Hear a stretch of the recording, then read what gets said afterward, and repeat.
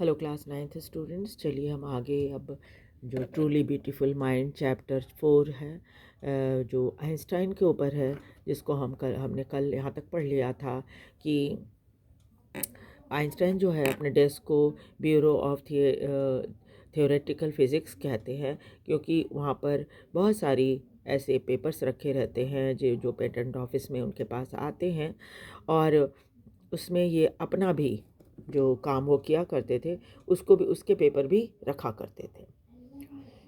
One of the famous paper of 1905 was Einstein's special theory of relativity, according to which time and distance are not absolute. और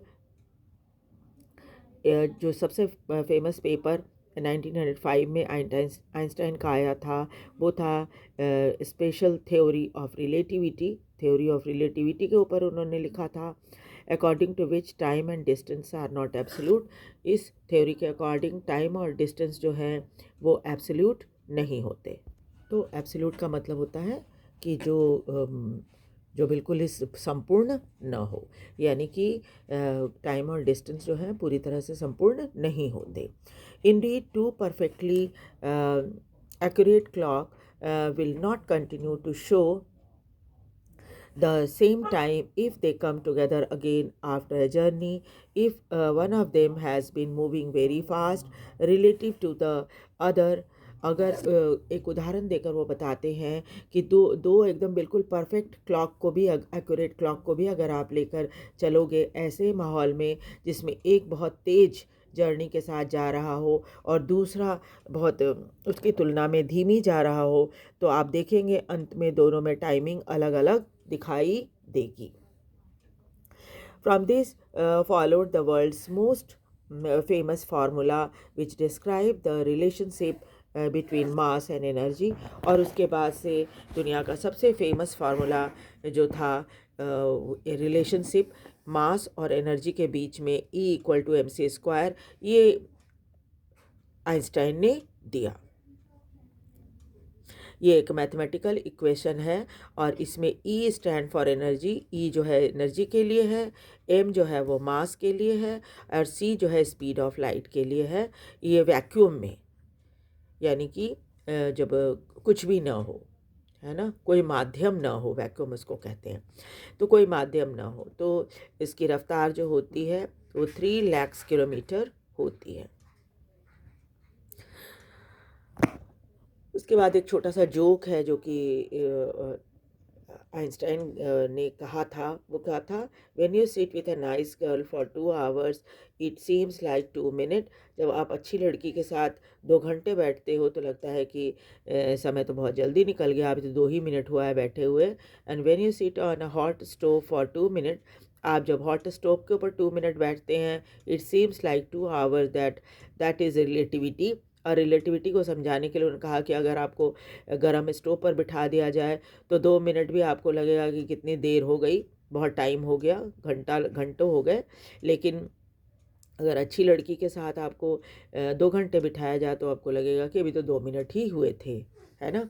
तो ये समझाने के लिए उन्होंने अपनी थ्योरी को, ये जोक जो है उन्होंने बनाया था।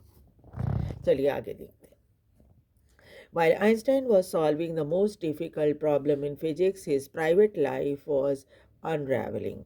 और जब आइंस्टाइन जो है वो बहुत डिफ़िकल्ट सवालों के जवाब फिज़िक्स में ढूंढ रहे थे, उस समय उनकी प्राइवेट लाइफ बहुत ही ख़राब चल रही थी, यानी प्राइवेट लाइफ में फेलियर उनको मिल रहा था। Albert had wanted to marry Mileva right after finishing study. पढ़ाई ख़त्म करने के तुरंत बाद वो मिलीवा से विवाह करना चाहते थे, but his mother was against it. लेकिन माँ जो थी इस विवाह के विरुद्ध थी। He thought Mileva, who was 3 years older than her son, was too old for him। और माँ को लगता था कि मिलीवा जो है आइंस्टाइन से 3 वर्ष बड़ी है, तो काफ़ी बड़ी है वो, इतनी बड़ी लड़की से बेटे को विवाह नहीं करना चाहिए। She was also bothered about Mileva intelligence. और वो इसके साथ ही साथ उन्हें चिंता इस बात की भी थी कि मिलीवा बहुत इंटेलिजेंट थी। And she is a book like you, his mother said. और उसकी माँ ने कहा कि वो तो एक किताब की तरह है तुम्हारे लिए, है ना, जैसे किताब खोलो बंद करके पढ़ लो, बंद करके रख दो, ऐसे।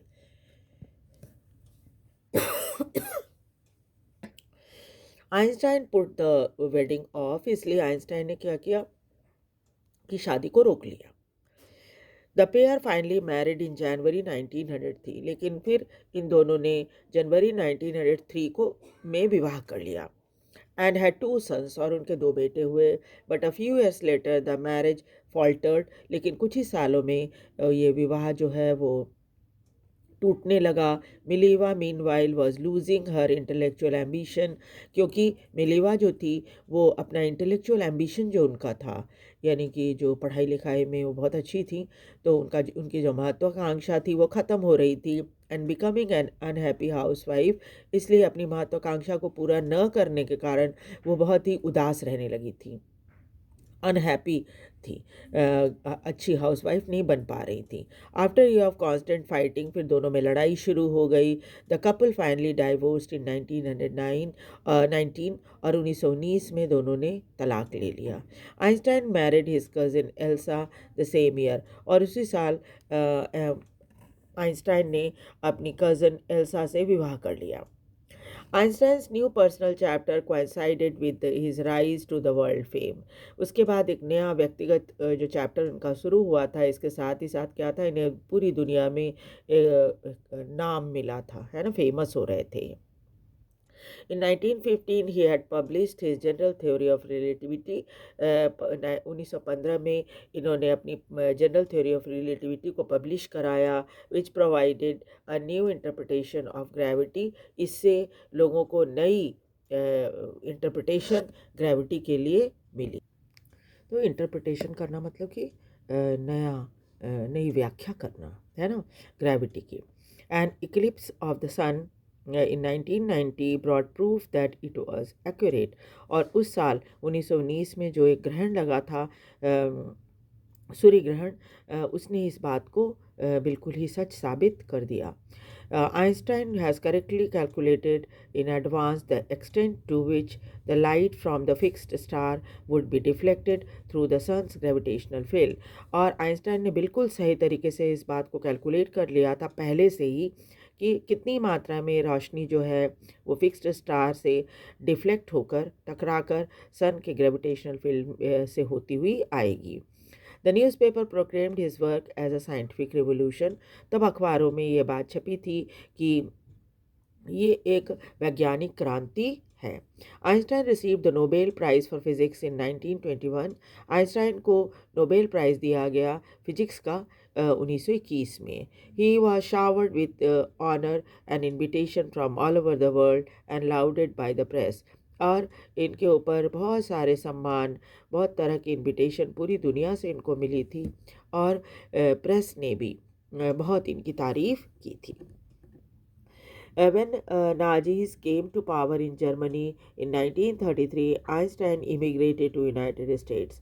जब नाजी लोगों ने, यानी हिटलर का शासन जब जर्मनी में शुरू हुआ, ताकतवर हो गया हिटलर 1933 में, तो आइंस्टाइन जो थे वो यूनाइटेड स्टेट इमिग्रेट कर गए, है ना, जर्मनी छोड़ दिया।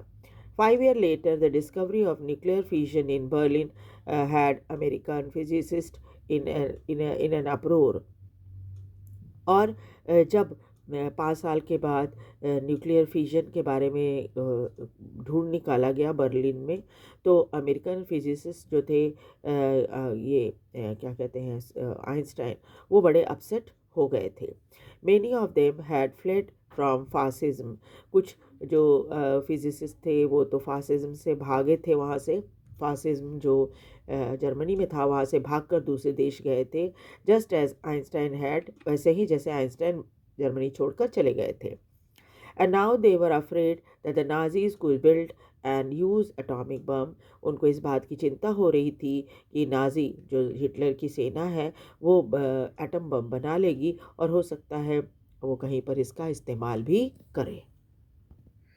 Eight the urging of a colleague, अपने साथी के रिक्वेस्ट से, Einstein wrote a letter to American president Franklin D Roosevelt on 2nd August 1939, in which he warned a single bomb of this type exploded in a port might very well destroy the whole port together with some of the surrounding territory. और उन्होंने जब American president Franklin D Roosevelt को एक पत्र लिखा 2 अगस्त 1939 को, तो उन्होंने ये चेतावनी दी उनको कि एक बम जो है इस तरह का अगर फट गया किसी पोर्ट पे तो वो पोर्ट तो डिस्ट्रॉय होगा ही होगा पूरी तरह से, बल्कि आसपास के टेरिटरी भी डिस्ट्रॉय हो जाएंगे. His word did not fall to have an effect. फिर ऐसा नहीं हुआ कि इनके बातों का प्रभाव नहीं हुआ. The American developed the atom bomb in secret project of their own. America ने खुद ही अपने लिए एक एटम बम बना लिया, एक बहुत ही गुप्त रूप से एक प्रोजेक्ट था उनका उस पे उसके अंतर्गत, and dropped it on Japanese city of Hiroshima and Nagasaki in August 1945. और 1945 में जापान के 2 शहरों हिरोशिमा और नागासाकी में इस बम को गिराया भी. Einstein were deeply shaken by the extent of destruction. Einstein अंदर ही अंदर एकदम हिल गए थे ये देखकर कि कितना ज़बरदस्त डिस्ट्रक्शन या विनाश इस बम के कारण हुआ था हिरोशिमा और नागासाकी में. आइंस्टाइन और ये बम जो है वो 1945 अगस्त में 1945 में गिराया गया था. Einstein was deeply shaken by the extent of destruction. This time he wrote to a public missive to United Nations. और उन्होंने फिर एक लेटर जो था वो लिखा यूनाइटेड नेशन को. In it he proposed the formation of world government. उसमें ये कहा उनको सलाह दी गई कि एक वर्ल्ड गवर्नमेंट आप बनाओ. Unlike the letter to Roosevelt, this one made no impact. इसके ठीक विपरीत पहला लेटर जो रूजवेल्ट को उन्होंने लिखा था उसका बहुत प्रभाव भी था, लेकिन इस बार जो उन्होंने लिखा इसका कोई ख़ास प्रभाव लोगों पर नहीं पड़ा. But over the next decade, लेकिन आने वाले 10 सालों में Einstein got ever more involve in politics. Einstein जो है पॉलिटिक्स में कुछ ज़्यादा ही इन्वॉल्व हो गए. Agitating for an end to the arm buildup.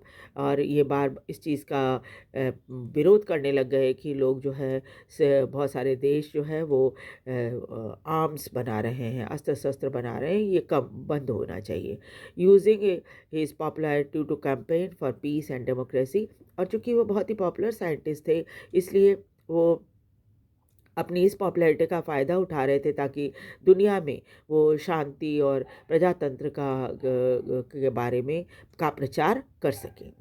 When Einstein died in 1955 at the age of 76, he was celebrated as a visionary and world citizen as much as the scientific genius.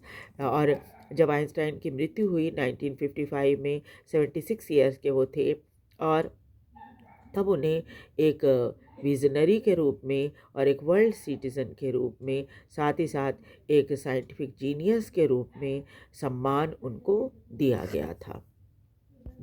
तो इस तरह से Einstein को एक भविष्य के बारे में बहुत गहरी सोच रखने वाला व्यक्ति माना जाता था, है ना. इसलिए पूरी दुनिया में उनको बहुत सम्मान दिया गया. तो this the end of the chapter. अब हम लोग नेक्स्ट टाइम अगला चैप्टर को करेंगे. मुझे विश्वास है कि आपको पूरी चैप्टर समझ में आ गई होगी, स्टोरी अच्छे से समझ गए होंगे, क्योंकि जब तक आप स्टोरी अच्छे से नहीं समझेंगे तब तक क्वेश्चन आंसर करना बहुत मुश्किल होगा एग्ज़ाम में. ठीक है. और इस चैप्टर को आप बार बार देखिए, साथ ही साथ इसको पढ़िए, चैप्टर को भी पढ़िए, ताकि आपके लिए चैप्टर समझना आसान हो जाए और ये रिलेटेड क्वेश्चन आंसर भी आपको करना है. ठीक है. तो वीडियो को लाइक और सब्सक्राइब ज़रूर कीजिए, शेयर भी कीजिए ताकि दूसरे बच्चे भी इसको देख सकें और इससे फ़ायदा उठा सकें और मेरा मोटिवेशन भी बना रहे. Thank you very much.